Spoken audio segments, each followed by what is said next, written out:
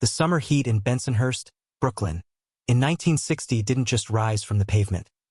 It pressed down from the sky, thick and heavy, trapping the smells of simmering asphalt, stale garbage, and tomato sauce from 100 open kitchen windows. For 15-year-old Salvatore Sammy Gravano, the heat was a backdrop, unimportant. His focus was on the corner of 20th Avenue and 64th Street, his personal university. Here, under the faded awning of a social club, the curriculum was power. He wasn't a big kid, but he was tough, wiry, with a restless energy that school couldn't contain. The classroom bored him. The streets taught lessons that mattered: respect, fear, loyalty, and the subtle, unspoken hierarchy that governed his neighborhood. The men who held court on that corner were the professors. They didn't wear suits from Wall Street. They wore silk shirts open at the collar, gold glinting at their wrists and necks. They moved with a relaxed certainty, a gravitational pull that made others orbit around them. Cops in squad cars would slow, nod, and keep driving. Shopkeepers would wave, a little too eagerly. These men owned the block without holding a single deed. Sammy's own father was a hardworking, honest man who came home tired and quiet, his hands stained from his job in a factory. He provided, but it was a life of silent struggle, of bills and worries.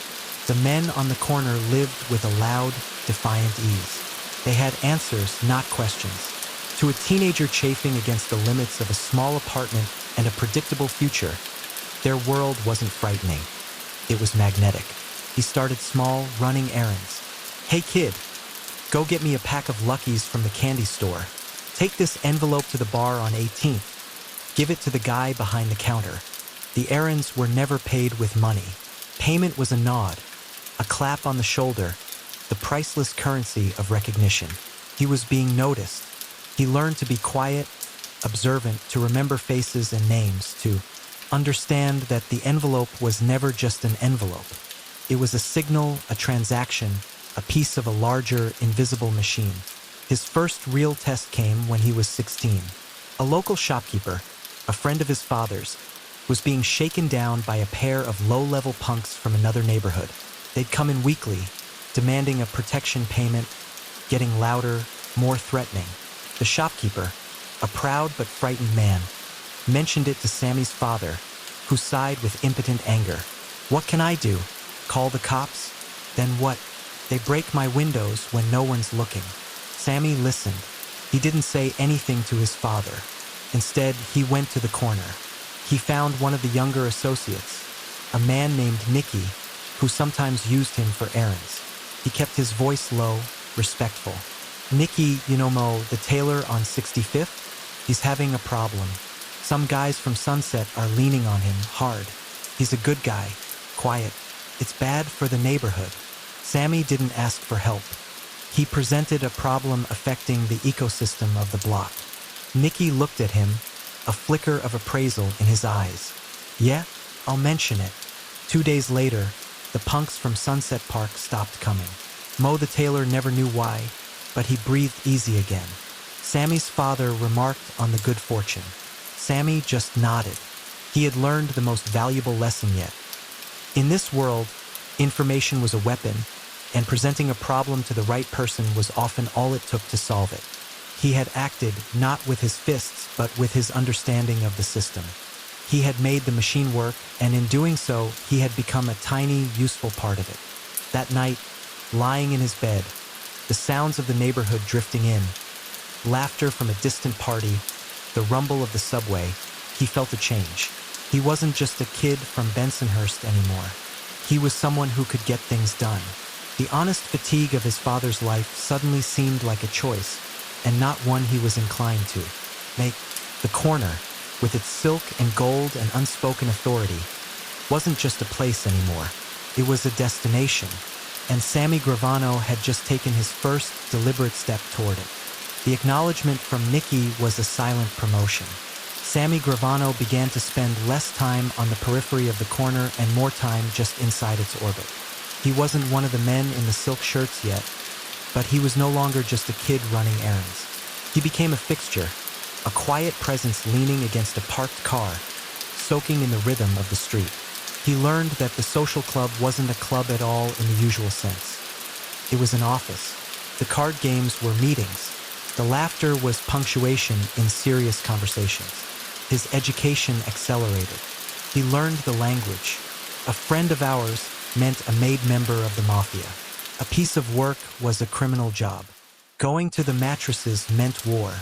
He learned about the 5 families, and that Bensonhurst was the heart of the Colombo family's territory. The men he admired had names like Don Shu and Little Lolly, nicknames that sounded almost playful but carried the weight of fear and respect. His first real job came through Nicky. It wasn't violent. It was logistical. A truck needed to be diverted. It was carrying televisions from the docks to a store in Queens. The store's owner had refused to pay a labor consultant fee to the right people. The job was simple. Sammy, along with 2 other guys, had to follow the truck in a car.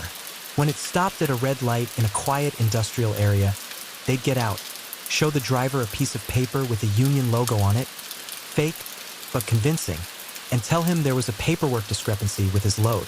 They were to impound the goods for inspection. The driver, a union man himself and not looking for trouble, would be confused but compliant.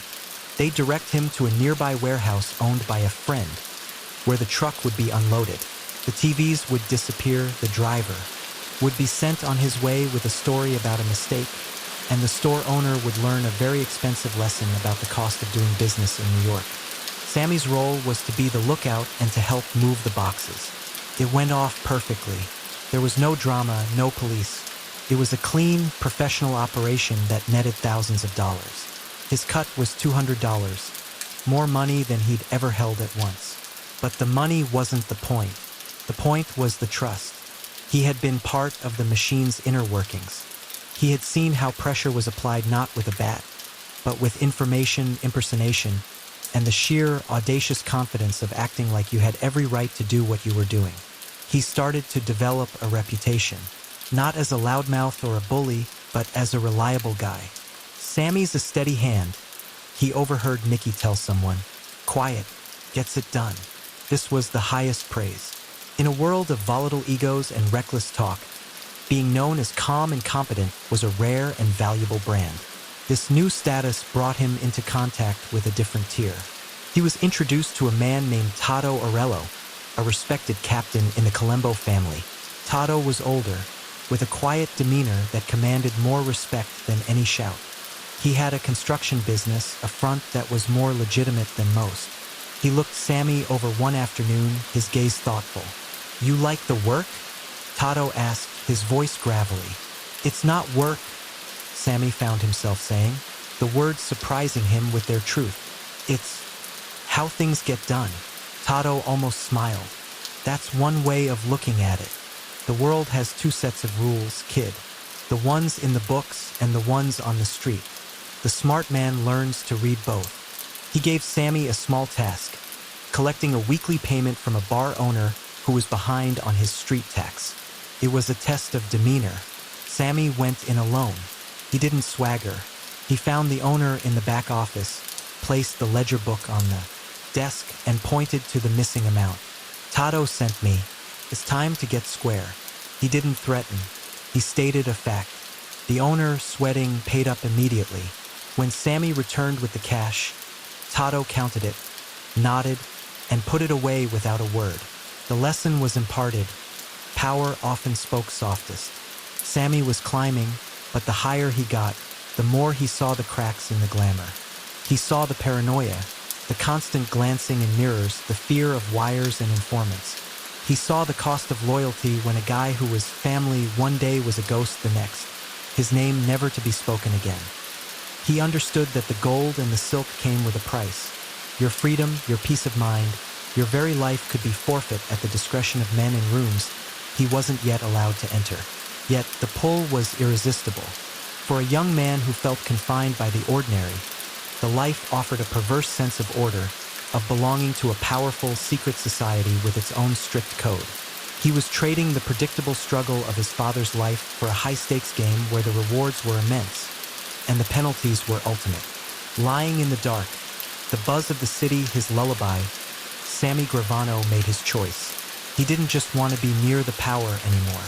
He wanted to be the source of it. The quiet kid from Bensonhurst was disappearing, replaced by a determined young man learning, with every silent observation and completed task, how to become a ghost in the machine, and then, one day, how to become its engineer.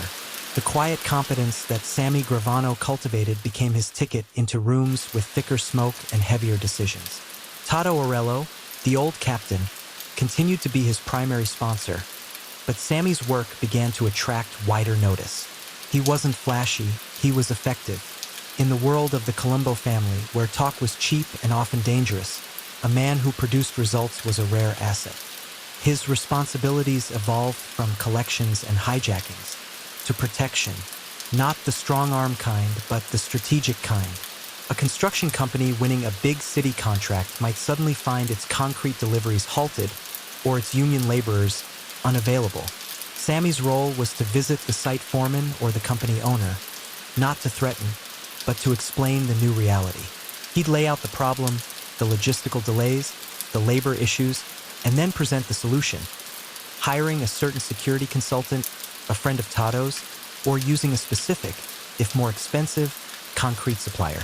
He was a negotiator, translating the threat of chaos into the language of business proposals. He never raised his voice. He made it seem like he was doing them a favor, preventing future headaches. Most paid. Those who didn't found their projects mired in inexplicable, costly setbacks until they relented. This was the true economy of the neighborhood, and Sammy was becoming a skilled merchant within it. He learned the art of the no. A restaurant owner once came to him, through a chain of connections, pleading for help. A made man from a different crew was demanding an outrageous weekly payment, far beyond the standard street tax. The owner was terrified. Sammy listened, then shook his head. "I can't get involved in another guy's action. It's not our place." But, he paused, letting the hope hang in the air. Maybe the guy doesn't know the standard rate for this block. Maybe someone should educate him. As a courtesy, he made a phone call. The demand was quietly reduced to the normal rate. Sammy took no money from the owner. His payment was the man's eternal gratitude and the subtle message sent to the other crew. Toto's people were fair, but they knew the score. It was about influence, not just cash. This growing influence inevitably led to friction. The Colombo family, like all the families, was not a monolith. It was a collection of crews, each with its own captain, its own interests, and its own ambitions. Sammy, as a rising star in Toto's peaceful, profit-focused crew, was viewed with suspicion by more volatile factions. These were men who believed power was demonstrated with flash and fear, not quiet business arrangements. The clash came over a nightclub. Sammy had helped a friend of the family secure a liquor license for a new place in Bay Ridge, greasing the wheels with the right payments to the right city inspectors. The club became a successful late-night cash cow. A captain from a rival Colombo crew, a man known for his temper and his love of the spotlight, decided the club should be paying him for protection. He sent his soldiers around to make the demand. Sammy got the call from the panicked owner. This was a direct challenge. It wasn't just about money. It was about territory and respect. Going to war over a nightclub was stupid, bad for business. But backing down was impossible. It would make Toto's crew look weak, and everything they had built would be up for grabs. Toto called Sammy in. The old man looked tired. "This guy, he's a hothead. He wants a spectacle. We don't do spectacles, but we can't ignore it." He looked at Sammy, his eyes asking a silent question. Sammy understood. A spectacle was what the other captain expected. A bomb threat, a beating, a public display of violence. Sammy thought for a moment. "What if we give him a different kind of spectacle?" he said. The plan was audacious. Instead of meeting force with force, Sammy used connections. He reached out to a detective on the payroll, not for protection, but for a favor. The night the rival captain's soldiers were scheduled to come for their first collection, 3 NYPD squad cars and a vice squad unit happened to launch a surprise inspection of every bar and club on the block. The place was swarming with cops for hours. The soldiers, their pockets potentially carrying illegal weapons or other contraband, couldn't get near the place. The inspection happened again the next week, and the week after. The nightclub business suffered under the police attention, but the rival crew's collectors were completely frozen out. They couldn't operate under that kind of heat. Finally, Sammy requested a sit-down. He met with the rival captain's consigliere, the advisor, a more rational man. "This is costing everyone money," Sammy said calmly. "The cops are on a tear. Maybe they got an anonymous tip about shakedowns in the area. Who knows? But while they're around, nobody eats. Let's be sensible.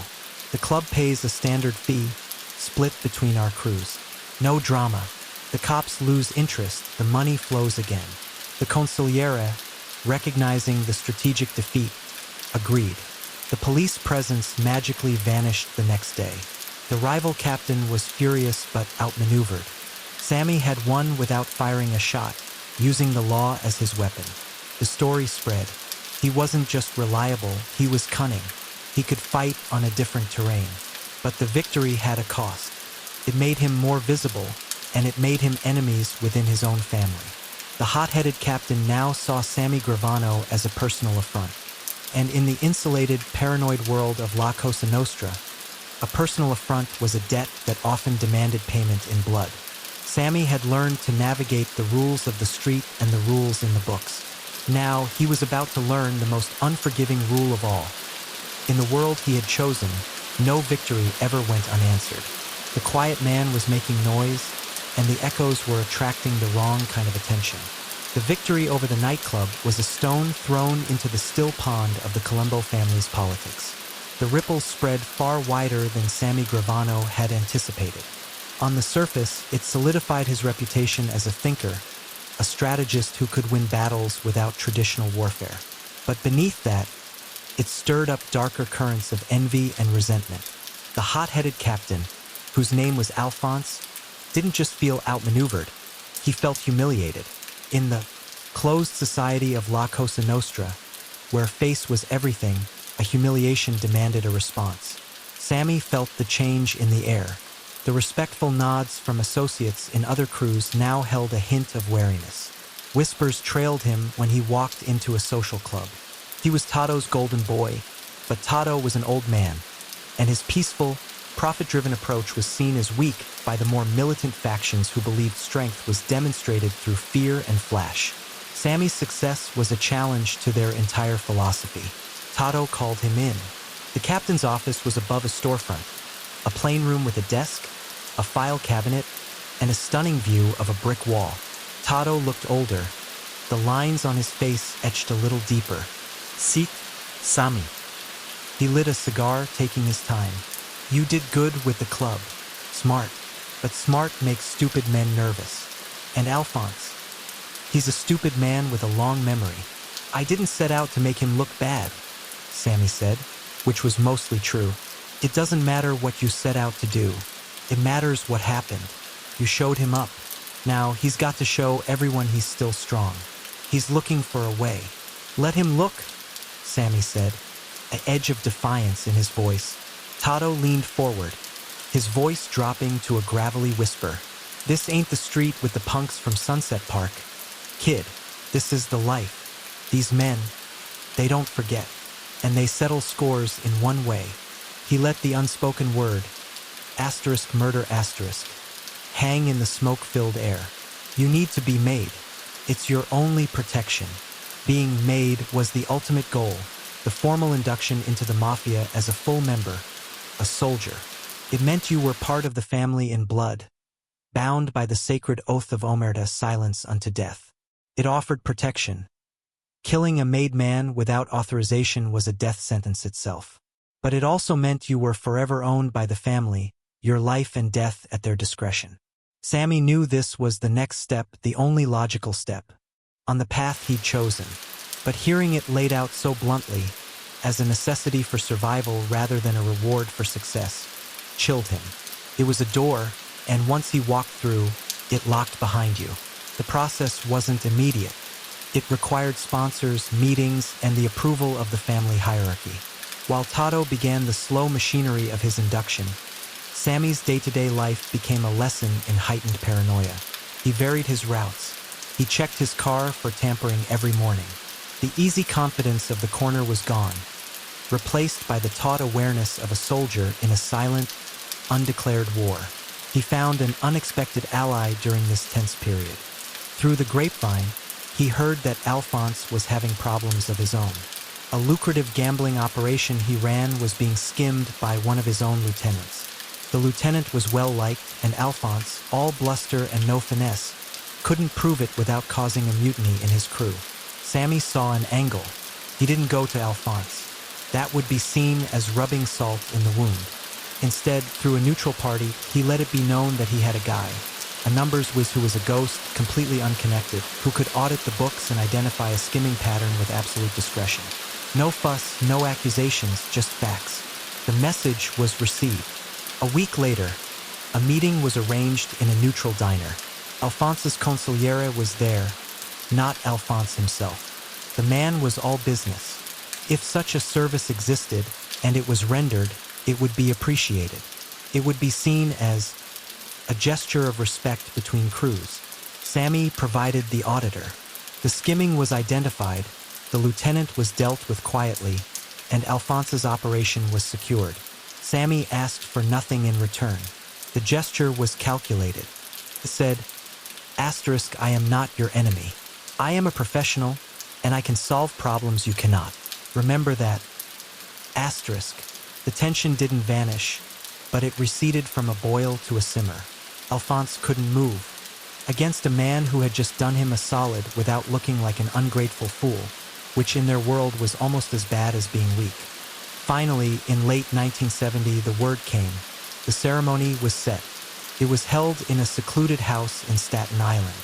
The room was darkened. A long table covered with a cloth. A pistol and a knife lay on the cloth. Senior members of the family were present, their faces solemn. Tato was there, his expression unreadable. The officiating captain pricked Sammy's finger, smeared the blood on a saint's card, which was then set aflame in his cupped hands as he swore the oath of loyalty and silence. "May I burn like this saint if I betray my brothers." The words were archaic, dramatic, but in that hushed room, they felt terrifyingly real. When it was over, they hugged him, kissed his cheeks. "Now you're one of us, Sammy, a friend of ours." He was a made man, Salvatore Gravano, soldier of the Colombo crime family. Driving home that night, the adrenaline fading, he felt a profound emptiness where he expected triumph. He had achieved the status he'd craved since he was a kid on the corner. He had the protection, the respect, the identity, but he also felt the weight of the invisible prison he had just entered. He had traded his freedom for power, and as he looked at the familiar streets of Bensonhurst passing by his window, they no longer felt like his playground. They felt like his domain, yes, but also his cage.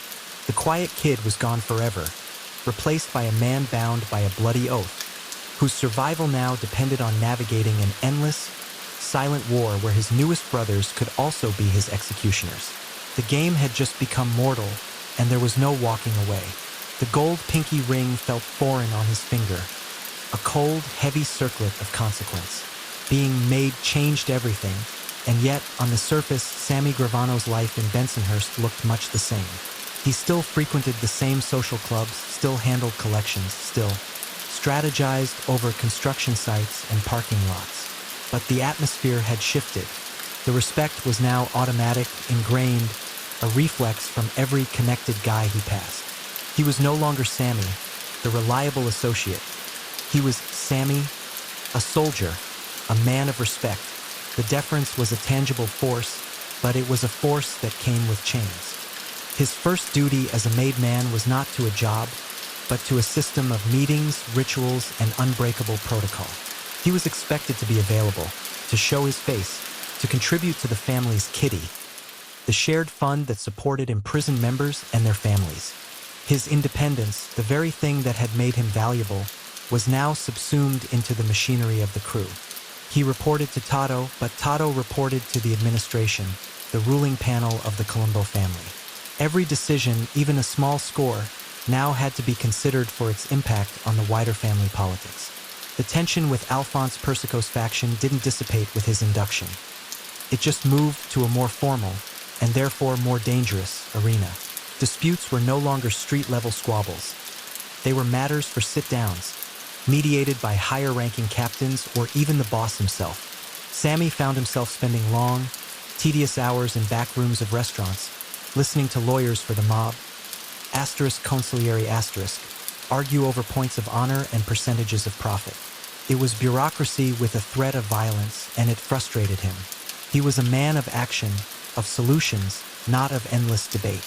His salvation and his true talent emerged in the family's most lucrative frontier, the construction industry. New York City in the 1970s was a forest of scaffolding, and the Colombo family had deep roots in concrete, steel, and labor. Tato, recognizing Sammy's sharp mind and legitimate-seeming demeanor, put him in charge of expanding their interests. Sammy didn't just strong-arm, he learned the business. He studied union contracts, building codes, and supply chains.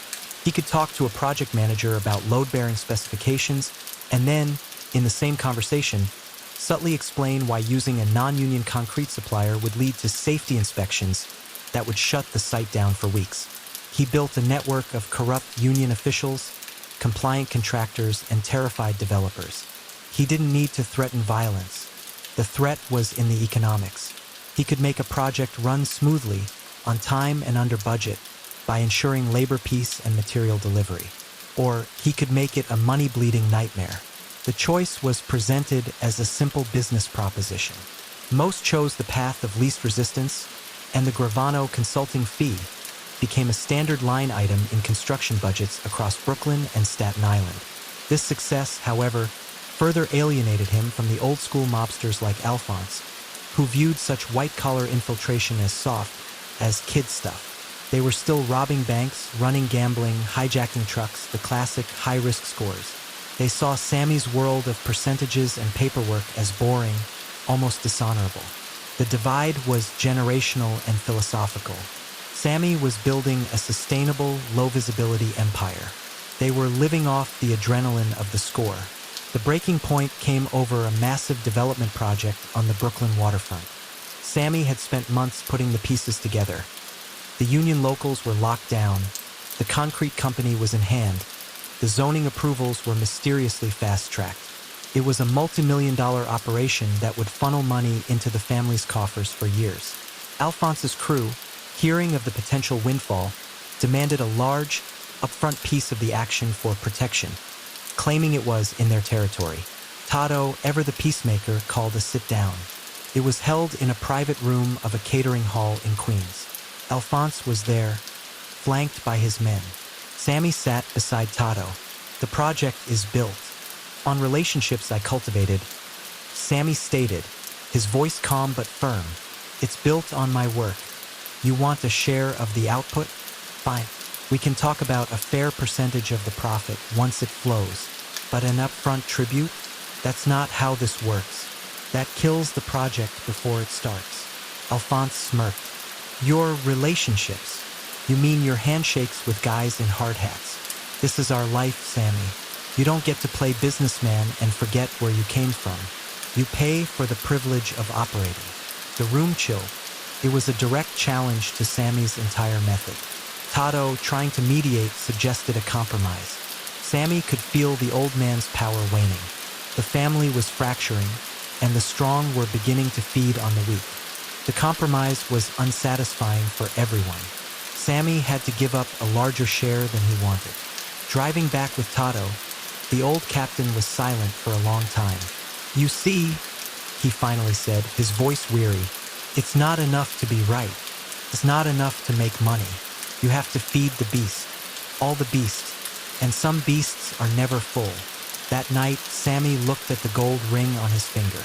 It symbolized a brotherhood, but what he felt was isolation. He was making more money for the family than ever before, but he was resented for it. He was following the rules, but the rules were being twisted by men driven by greed and ego. The cage of honor and respect was feeling more and more like a prison of other men's ambitions. He began to think strategically, coldly about his own survival. Loyalty, he saw, only went one way up. The family demanded it from him, but offered little in return beyond a precarious, jealousy-riddled protection. The shrewd, calculating part of his mind, the part that had solved the nightclub problem and built the construction racket, started working on a new personal problem: how to thrive in a system that seemed designed to consume its most productive members. The made man was starting to understand the fatal flaw in the oath he had taken. He had promised loyalty to a family, but the family, he was realizing, was not loyal to itself. The discontent that simmered after the waterfront deal didn't boil over. It seeped into the foundations of Sammy Gravano's world, poisoning everything. He had learned the hardest lesson of the life. Success could be more dangerous than failure. His construction empire was generating a river of cash, but it was a river everyone now wanted to dam and divert for themselves. The respect from other soldiers was increasingly laced with a jealous hunger.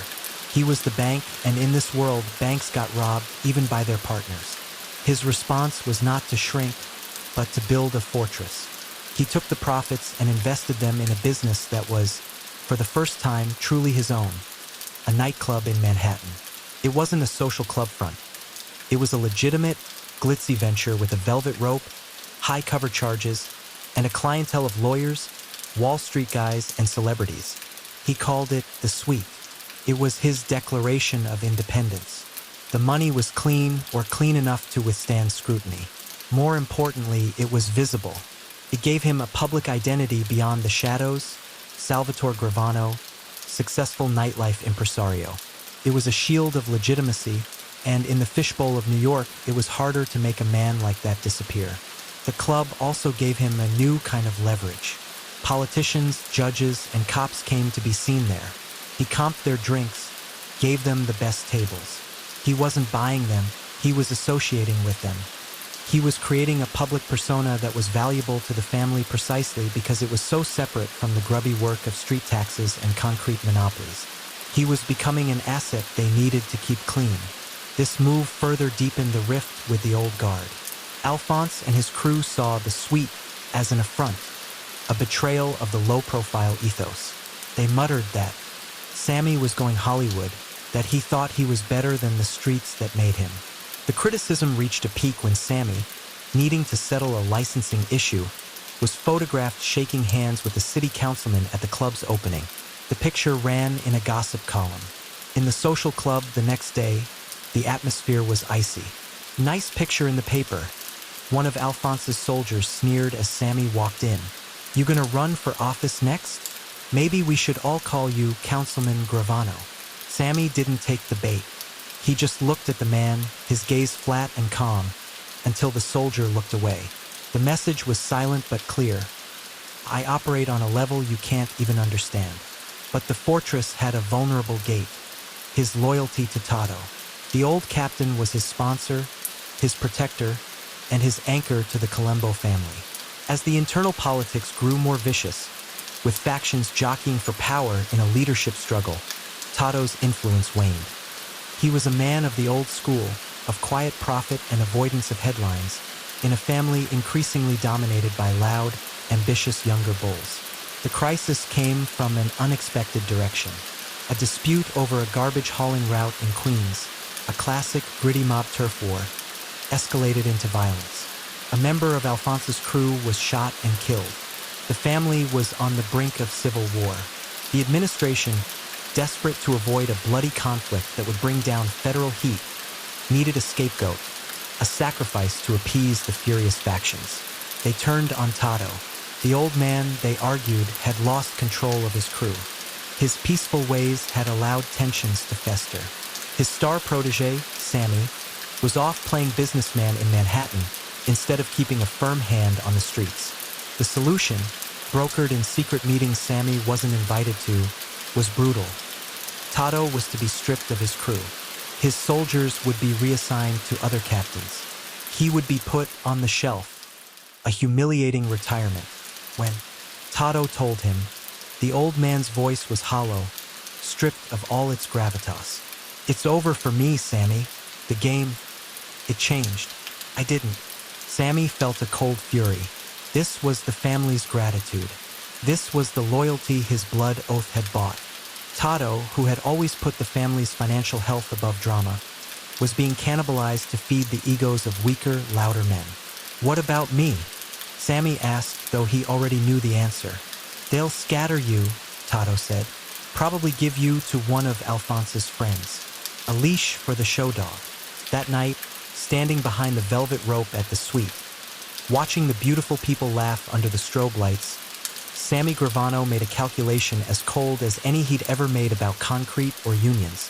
The family was not a family. It was a shark tank. His oath wasn't to a brotherhood. It was to a system that rewarded betrayal and consumed its own. Tato's fate was a preview of his own.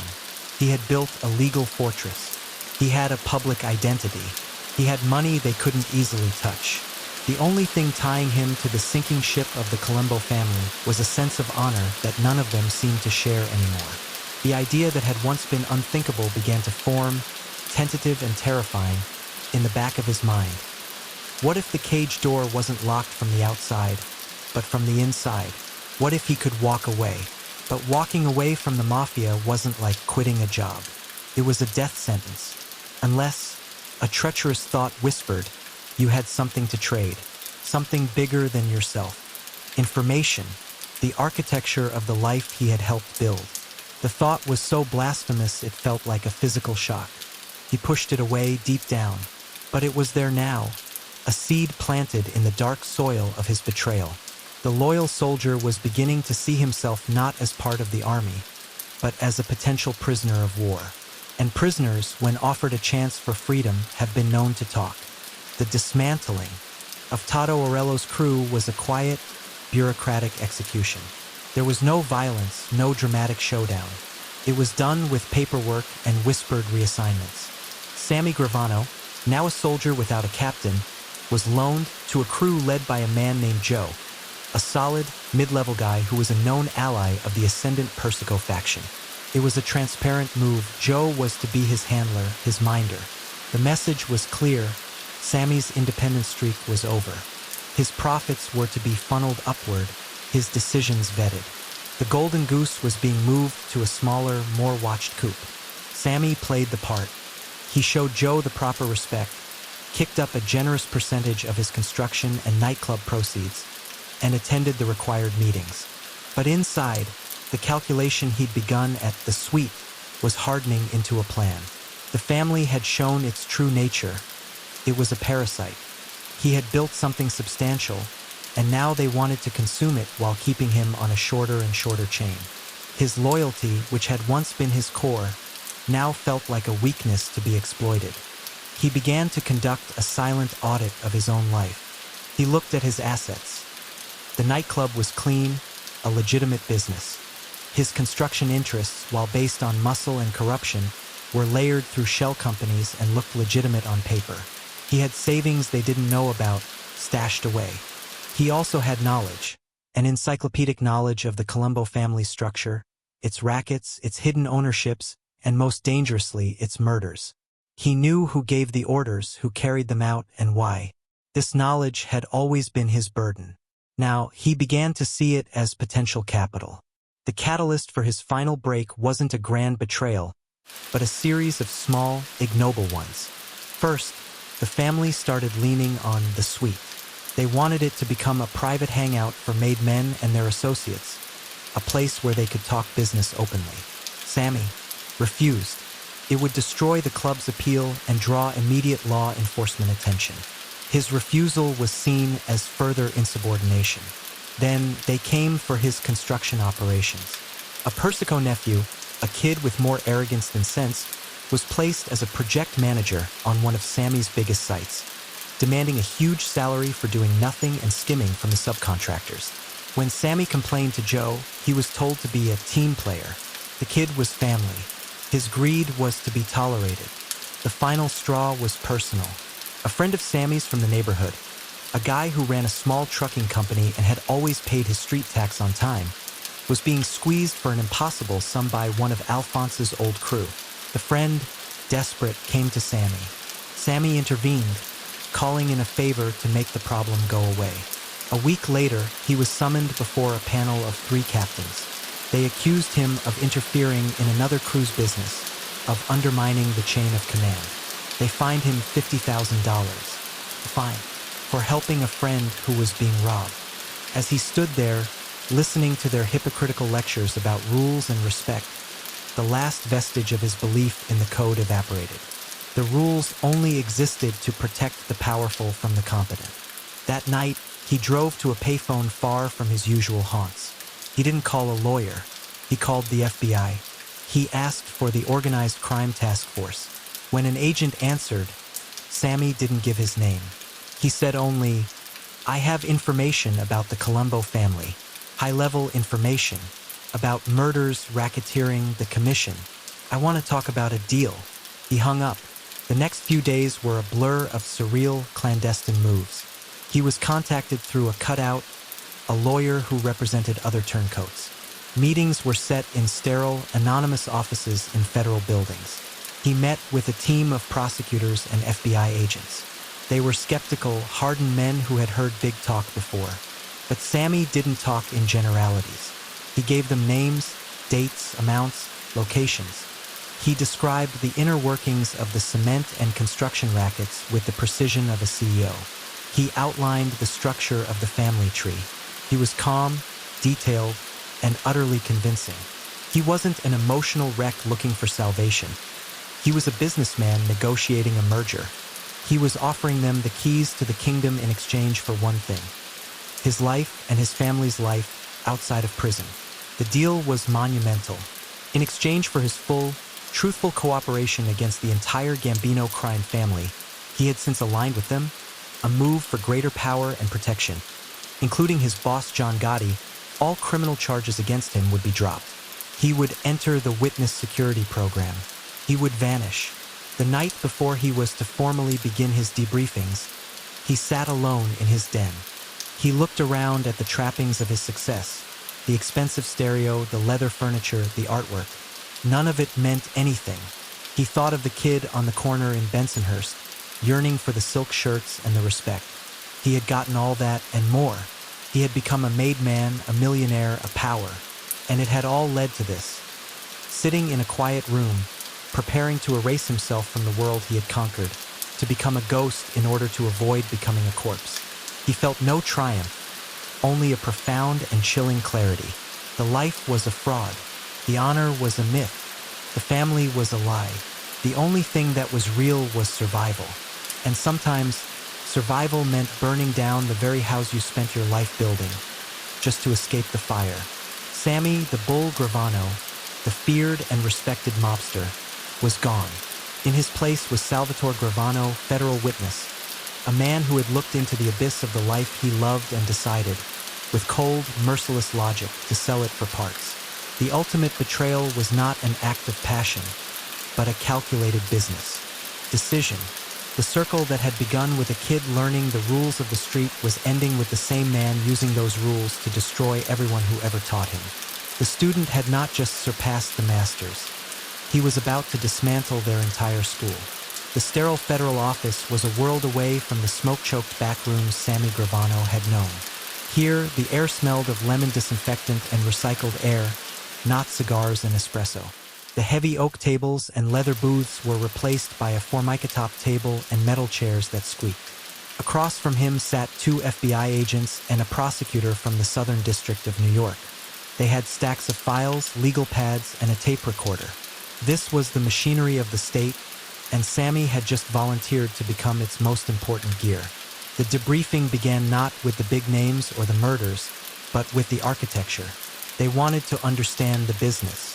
4 days, Sammy diagrammed the Gambino family's control of the New York construction industry. He listed unions, companies, corrupt officials. He explained the system of no-show jobs and phantom companies. He was methodical, precise, his voice a flat monotone as he deconstructed the empire he helped build. The agents listened, their pens scratching, occasionally asking for a name to be spelled, a date confirmed. It was a clinical dissection, and Sammy was the pathologist. Then came the hard part, the violence. They started with the murders he had ordered, the ones he had carried out. He didn't embellish. He didn't dramatize. He gave facts. The reason, the location, the method, the disposal. He named the victims, many of whom were once his friends, his associates. He named his accomplices. His voice never wavered, but a distance settled in his eyes, as if he were reciting from a ledger about a stranger's life. The agents were professional, but he could see the subtle shifts in their posture, the quick glances exchanged. The sheer, casual brutality of it all was numbing, even to them. The most anticipated name was John Gotti, the Dapper Don, the boss he had served and celebrated. Sammy's testimony was the cornerstone of the government's case against Gotti. He described Gotti's vanity, his recklessness, his disregard for the low-profile rules that had kept the mob safe for decades. He detailed Gotti's direct orders for murders, including the infamous hit on Paul Castellano that made Gotti boss. He painted a picture not of a majestic king, but of a volatile, prideful man whose hunger for the spotlight was destroying everything. As he spoke, a strange duality took hold. Part of him, the street kid from Bensonhurst, recoiled at the act of ratting. The word itself was a poison in the world he came from. He was violating omerta, the sacred law of silence, in the most comprehensive way imaginable. He felt a ghost of the old shame, the old fear, but a stronger, colder part of him held firm. This wasn't betrayal, it was a transaction. They had broken their contract with him first. The life had promised honor, loyalty, and respect. It had delivered greed, treachery, and a death sentence. He was merely settling accounts. He was applying the street's own ruthless logic. When the deal goes bad, you cut your losses and strike back harder. The psychological toll was immense, but it manifested in quiet ways. He stopped sleeping through the night. The faces from his testimony would float in the darkness. He developed a habit of sitting with his back to the wall in any room, his eyes constantly scanning. The paranoia of the mob life was being replaced by the paranoia of the hunted, even though he was now the hunter. He was entombed in safe houses, moved every few weeks, his world shrinking to a series of anonymous rooms with drawn blinds. He was allowed one controlled, heavily monitored call to his wife and children, who had been sequestered separately.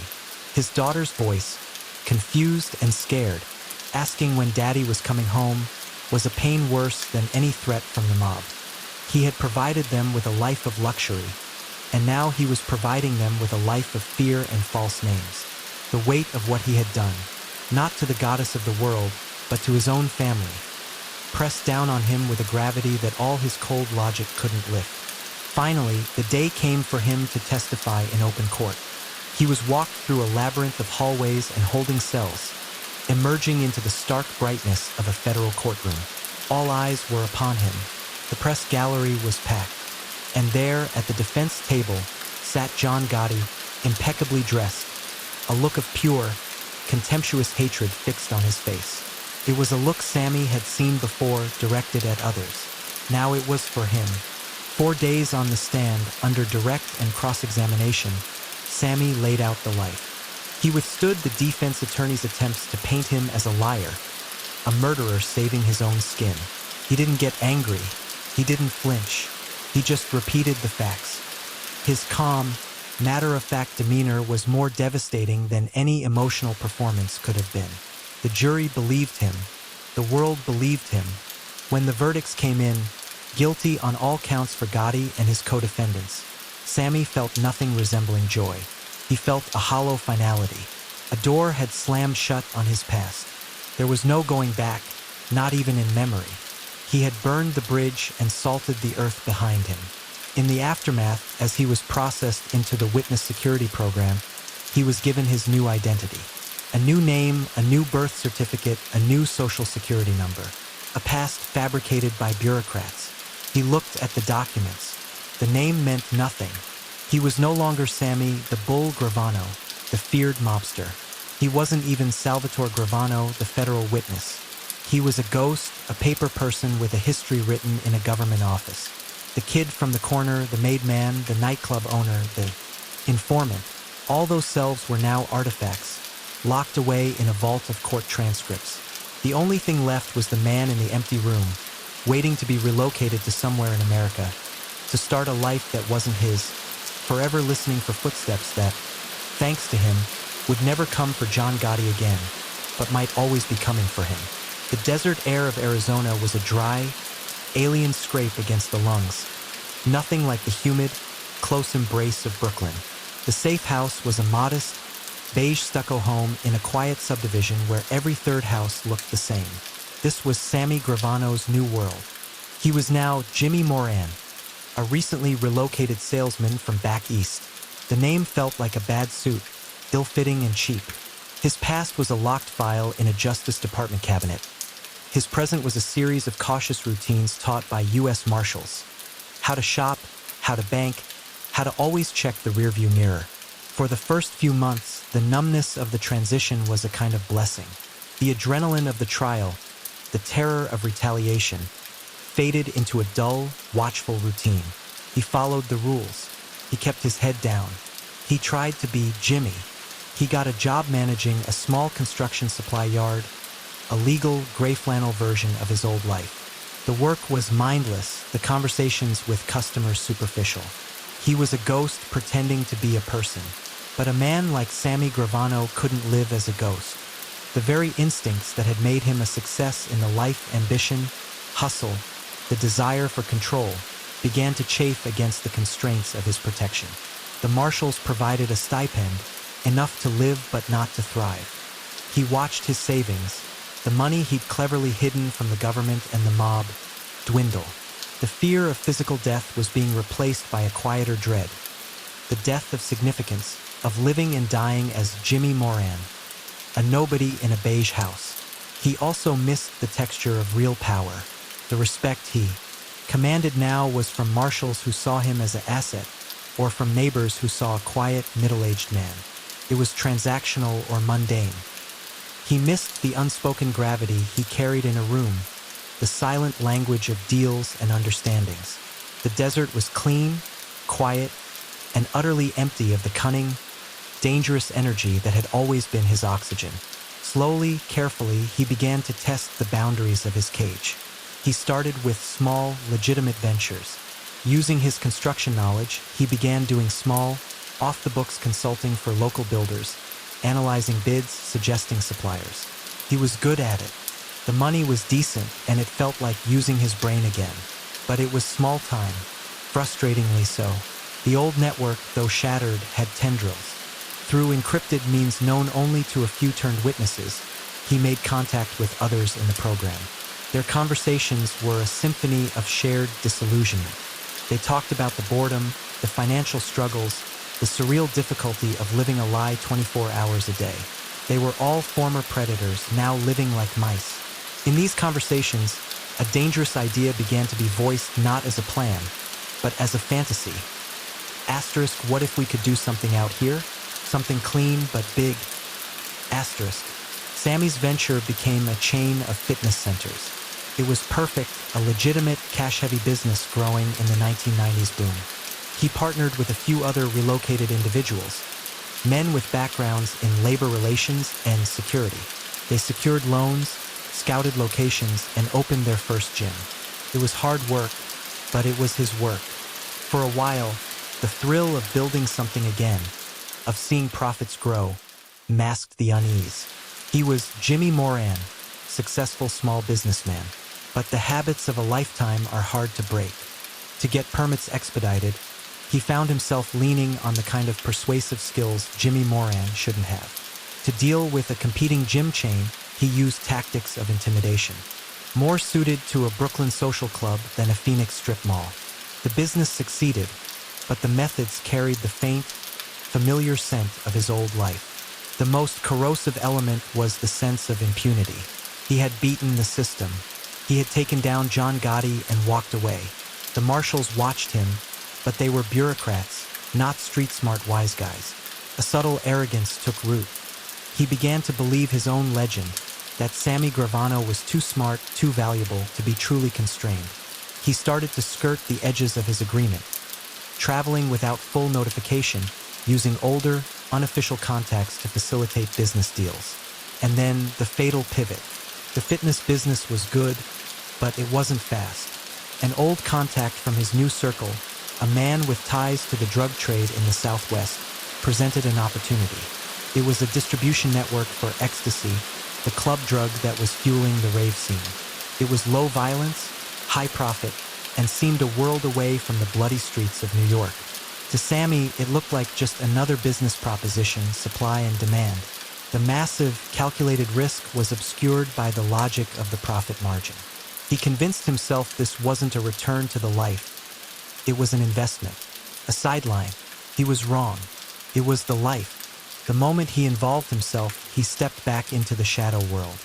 He used his business fronts to launder money. He employed enforcers to handle disputes.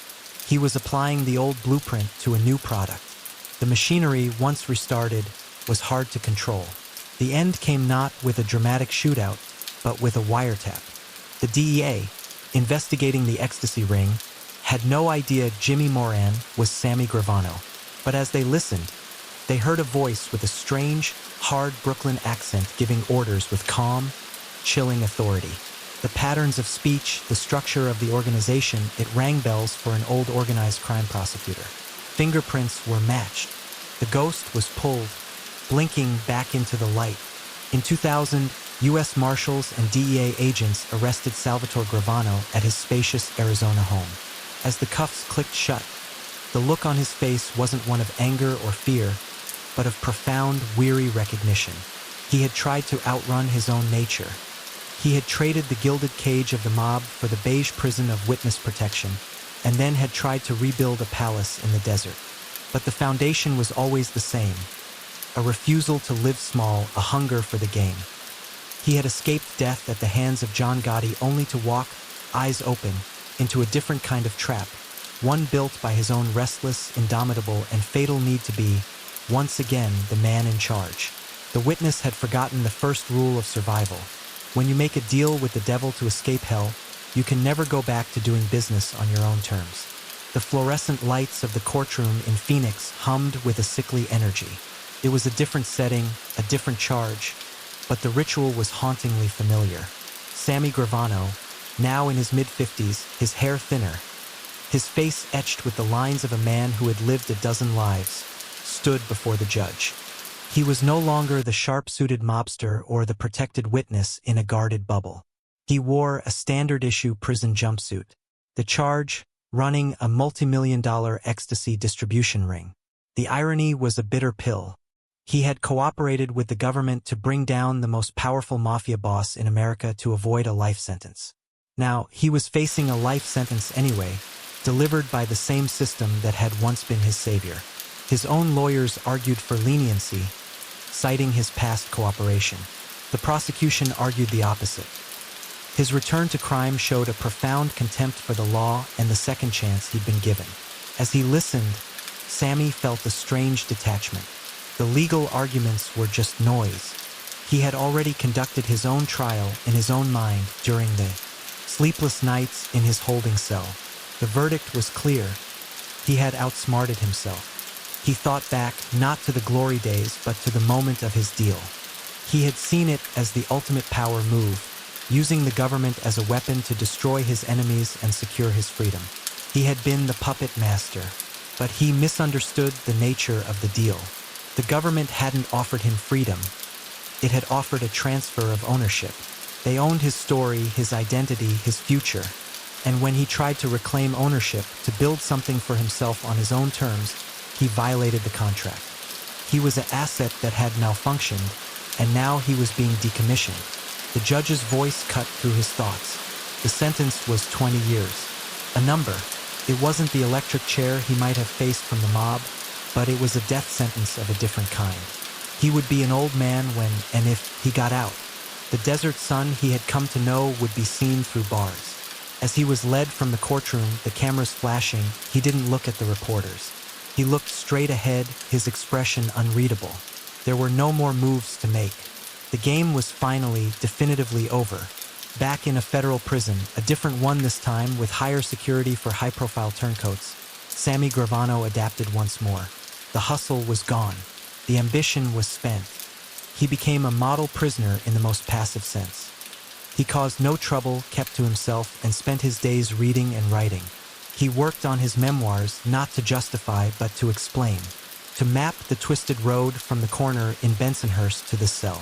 In the quiet, he was left with the consequences, stripped of all the roles he had played. The feared mobster, the prized witness, the aspiring businessman. He was just an inmate, and in that stark simplicity, the truth became clear. The code of the mob he betrayed was a lie, but the freedom he sought outside of it was also an illusion. He was a man who thrived on the structure and high stakes of a hidden world. The ordinary world, with its slow, lawful rhythms, held no oxygen for him. His attempt to inject his old rules into that new world was what doomed him. His story became a stark, modern fable, not one of redemption, but of inescapable nature. He was the predator who couldn't live in the zoo, even one of his own design. He had traded a life of violent authority for a life of paranoid obscurity, and when even that chafed, he had engineered his own final capture. The final image of Salvatore, Sammy the Bull Gravano, is not of a young tough on a Brooklyn corner, nor of a confident informant dismantling the Gambino family on the witness stand. It is of an aging man in a prison library, the desert sun casting bars of light across a manuscript page.